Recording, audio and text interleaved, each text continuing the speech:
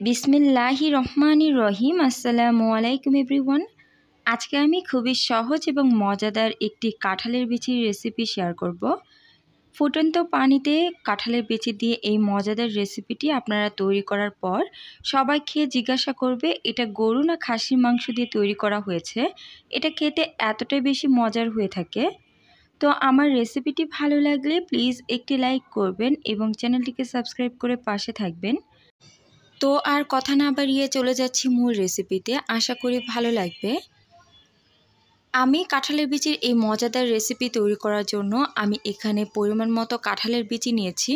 এখন এই বিচিগুলোকে ফুটন্ত পানিতে দিয়ে খুব ভালোভাবে সেদ্ধ করে নিয়েছি।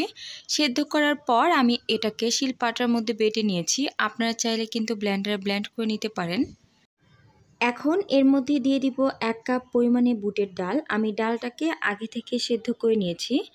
এখন এর মধ্যে দিয়ে দিব পরিমাণ মতো লবণ, দিয়ে দিব 1/2 টেবিল চামচ হলুদের গুঁড়া, উঁচু করে 1 টেবিল চামচ ধনিয়া গুঁড়া, 1 টেবিল চামচ লাল মরিচের গুঁড়া। তবে ঝালের পরিমাণ অবশ্যই এখানে কমিয়ে বাড়িয়ে ব্যবহার করা যাবে। দিয়ে দিব 1 টেবিল চামচ পরিমাণে গরুর মাংসর মশলা। আমি এখানে রাঁধুনি গরুর মাংস মশলাটা ব্যবহার করেছি। দিয়ে দিব 1/2 টেবিল চামচ ভাজা জিরার গুঁড়া, 1/2 টেবিল চামচ আদা বাটা, 1/2 টেবিল চামচ রসুন বাটা।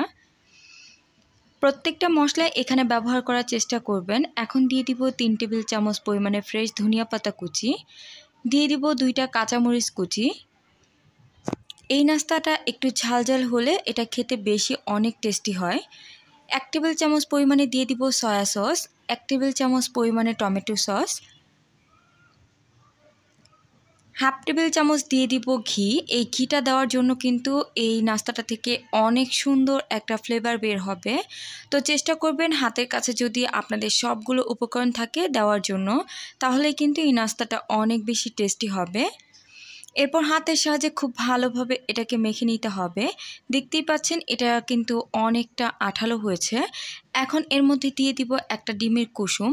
এখানে সম্পূর্ণ ডিমটা ব্যবহার করলে এটা অনেক বেশি লিকুইড হয়ে যাবে। তো এটাকে কিন্তু কোনোভাবে নরম করে তৈরি করা যাবে না, এটা কিন্তু একটু শক্ত এরকমই টাইট ধরনের হতে হবে। তো দেখতেই পাচ্ছেন এটা দিয়ে কিন্তু যে কোনো ধরনের শেপ খুব সহজেই দেওয়া যাবে।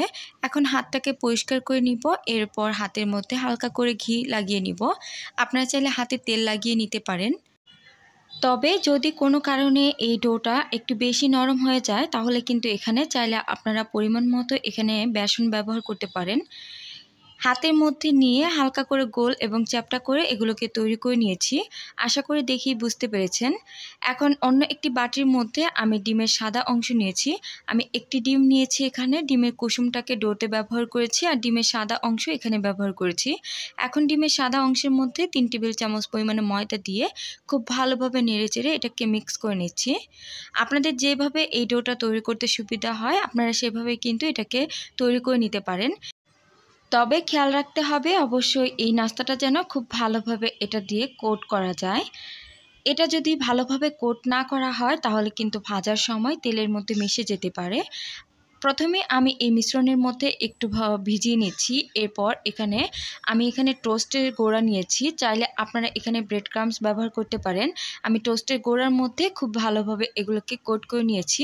এরপর এটাকে 5 মিনিটের মতো রেস্টে রেখে এগুলোকে এখন ভেজে নিচ্ছি। আপনারা চাইলে কিন্তু ঠিক এই পর্যায়ে এই নাস্তাগুলোকে ফ্রোজেন করতে পারেন। একটা ঢাকনাযুক্ত বক্সের মধ্যে কিন্তু এগুলোকে ডিপ ফ্রিজে অনেক দিন পর্যন্ত সংরক্ষণ করে খেতে পারেন। যখনই মন চাইবে এগুলোকে নামিয়ে কিন্তু তেলের মধ্যে ভেজে নিলেই তৈরি হয়ে যাবে এই মজাদার নাস্তা। এগুলোকে আমি ভাজার জন্য কিন্তু তেলটাকে খুব ভালোভাবে গরম করে নিয়েছি। এটা কিন্তু কোনোভাবে ঠান্ডা তেলে দেওয়া যাবে না, তেলটাকে খুব ভালোভাবে গরম করে নিতে হবে। এরপর তেলের মধ্যে এগুলোকে দিতে হবে।